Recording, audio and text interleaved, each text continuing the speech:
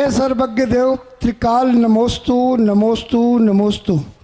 इस पंचम काल में वर्षों से मंदिर जी में पद में रहकर निर्माल का उपभोग करते हैं, तो ऐसे मनुष्य को, ऐसे पदाधिकारी को कौन से कर्म का बंधेगा और उस निर्माल का जो उपभोग कर रहे हैं। भव्य, हाँ जी, आपने तो पूरे विश्व के लोगों के मन का प्रश्न कर दिया है, लेकिन संभल के सुनना और संभल के जीना।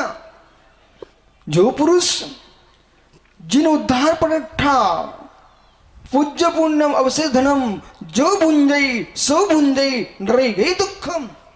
जिन उद्धार के नाम से, तीर्थ के नाम से, पंचकनक के नाम से, धर्मशाला के नाम से, हे मित्र गुरुओं के बिहार के नाम से, तीर्थ वंदना के लिए यात्रियों के ले जाने के नाम से जो अवशेष धन को भोगता है वो नरक गति को प्राप्त होता है। इतना ही नहीं, माँ ने दान दिया, पिता ने दान की घोषणा की और पुत्र ने उसका भोग किया, नहीं दिया, जो सो भगनी के साथ अब्रह्म सेवन का जो पाप लगता है, माँ के पिता के दिए दान को जो भोगता है वो भी विचारी वो दोष को प्राप्त होता है।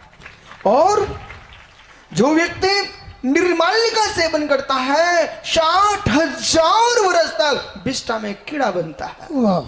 इसलिए इतना ही नहीं, यदि आप जिनालय में आए हो, मंदिर की चटाई में बैठे हो, नमोकार की जाप के लिए रखी गई है, पूजन पाठ के लिए रखी गई है, घर की बातें कर रहे हो मित्र, तो तुमको पाप का बंध हो जाएगा। इसलिए मंदिर के स्थानों पर बैठ करके भी ये आपने ऐसा काम किया।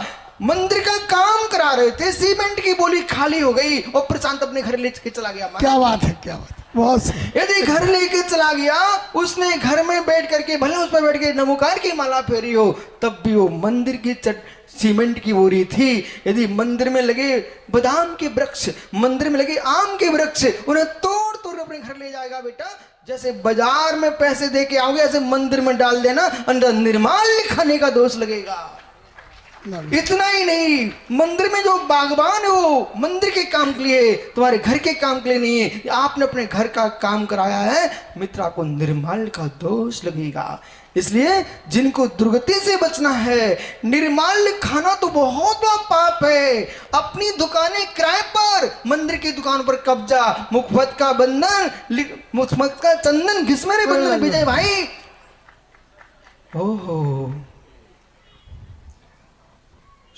100 वर्ष हो गए, 50 वर्ष हो गए, मंदिर की दुकान का 1 रुपए किराया देता है, वो अपनी दुकान का 50 लाख की पगड़ी लेता है, उस बेचारी का क्या होगा।